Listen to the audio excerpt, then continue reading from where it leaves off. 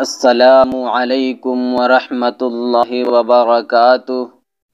آج ہم لوگ جانیں گے ان 3 نوجوان کے بارے میں جنہوں نے اپنے آپ کو کھولتے ہوئے تیل میں ڈال دینا گوارا کر لیا مگر اپنے دین کو چھوڑنا گوارا نہیں کیا، جنہوں نے اپنے خواہشات نفس کو خوف خدا کی بھٹی میں جلانا گوارا کر لیا مگر اپنے مولا کو چھوڑ کر کسی لیلا سے دل لگانا گوارا نہیں کیا۔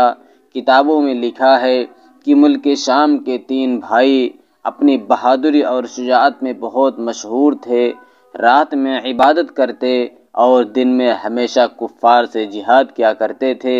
اتفاق سے روم کے بادشاہ نے انہیں گرفتار کروا لیا اور ان سے کہا، اگر تم لوگ عیسائی مذہب قبول کر لو تو میں تمہیں اپنی بادشاہت دے دوں گا اور اپنی لڑکیوں کے ساتھ تمہاری شادی بھی کر دوں گا۔ یہ سن کر ان تینوں بھائیوں نے بیک زبان ہو کر کہا، یہ ہو ہی نہیں سکتا کہ ہم اپنے دین و مذہب کو چھوڑ دیں، یہ ہو ہی نہیں سکتا کہ ہم دنیا کی بادشاہت کے بدلے میں آخرت کی ہمیشہ کی بادشاہت بیچ دیں۔ اے بادشاہ، کان کھول کر سن لے، نہ ہم ایمان فروش لوگ ہیں اور نہ ہی ضمیر فروش۔ ان کے اس بے باکانہ جواب سن کر بادشاہ کو بڑا غصہ آیا۔ اس نے حکم دیا کہ بڑی بڑی دیگوں میں تیل بھر کر آگ پر رکھ دیا جائے۔ 3 دن 3 رات برابر اس کے نیچے آگ جلتی رہی۔ روزانہ بادشاہ ان کو دیگ کے پاس لے جاتا اور کہتا کہ تم لوگ عیسائی مذہب قبول کر لو ورنہ تمہیں اس میں ڈال دیا جائے گا، مگر وہ نوجوان انکار کرتے رہے۔ بالآخر چوتھے دن بڑے بھائی کو کھولتے ہوئے تیل میں ڈال دیا گیا۔ 5ویں دن دوسرے بھائی کو دیگ کے قریب لے جا کر ہر طرح سے سمجھایا گیا مگر اس نے بھی انکار کر دیا۔ پھر اسے بھی کھولتے ہوئے تیل میں ڈال دیا گیا۔ 6ٹھے دن چھوٹے بھائی کو جب دیگ کے قریب لے جایا گیا تو ایک مجوسی نے آ کر بادشاہ سے عرض کیا کہ اس کو میرے حوالے کر دیجئے، میں اس کو دین اسلام سے پھیر دوں گا۔ بادشاہ نے پوچھا کہ وہ کس طرح؟ تو اس نے کہا کہ عرب کے لوگ بہت جلد عورتوں پر فریفتہ ہو جاتے ہیں، میری ایک بہت ہی خوبصورت لڑکی ہے، اتنی خوبصورت کہ شاید اس ملک میں اس سے زیادہ کوئی اور خوبصورت نہ ہو۔ وہ بادشاہ سے کچھ دن کی مہلت لے کر اس نوجوان کو اپنے ساتھ گھر لے گیا اور اس نوجوان کو اپنے گھر کے ایک بڑی اور خوبصورت ہال میں بند کر دیا اور اپنی لڑکی سے اس کا دین برباد کرنے کی تاکید کی۔ مجبوراً وہ نوجوان اس لڑکی کے ساتھ رہنے لگا۔ وہ نوجوان دن میں تو روزہ رکھتا اور رات میں تہجد پڑھنے کے لیے کھڑا ہو جاتا۔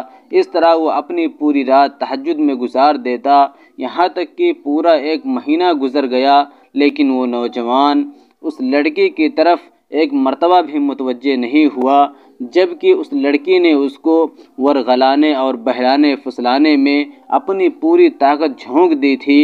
ایک دن اس کے باپ نے لڑکی سے پوچھا کہ بیٹی، اس لڑکے کے ساتھ کیا کیا؟ لڑکی نے جواب دیا کہ اس کے 2 بھائی اس شہر میں ہلاک ہوئے ہیں، شاید ان کے غم کی وجہ سے میری طرف توجہ نہیں کرتا، آپ بادشاہ سے کچھ دن کی اور مہلت لے کر مجھ کو اس کے ساتھ کسی اور شہر میں بھیج دیجئے۔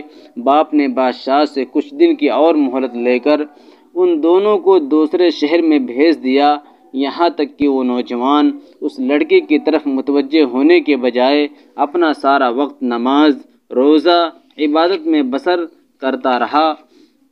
آخری مدت کی رات میں اس لڑکی نے کہا، اے نوجوان، تو بھی سچا ہے، تیرا دین بھی سچا ہے، تیرا معبود بھی سچا ہے، تیرا دین بھی سچا ہے، اب میں اپنے باپ دادا کا دین چھوڑ کر تیرے دین کو، تیرے مذہب کو قبول کرتی ہوں۔ اس نوجوان نے اس لڑکی سے پوچھا کہ بتاؤ، ہمارا یہاں سے نکل کر بھاگنا کس طرح سے ہوگا؟ اس لڑکی نے ایک مضبوط گھوڑے کا انتظام کیا اور دونوں وہاں سے چھپتے چھپاتے، بچتے بچاتے ملک شام کی طرف نکل بھاگے۔ ایک رات یہ دونوں تیزی سے سفر طے کر رہے تھے کہ اچانک چند گھوڑ سواروں کی آواز سنائی دی۔ مڑ کر دیکھا تو اس نوجوان کے دونوں بھائی ہیں، ان کے ساتھ فرشتے بھی ہیں۔ نوجوان نے سلام کیا اور پوچھا کہ تم انتقال کر چکے تھے، پھر یہاں کیسے؟ جواب دیا، ہماری موت صرف اس قدر ہوئی تھی کہ ڈیگ میں ایک غوطہ لگایا اور جنت الفردوس میں پہنچ گئے۔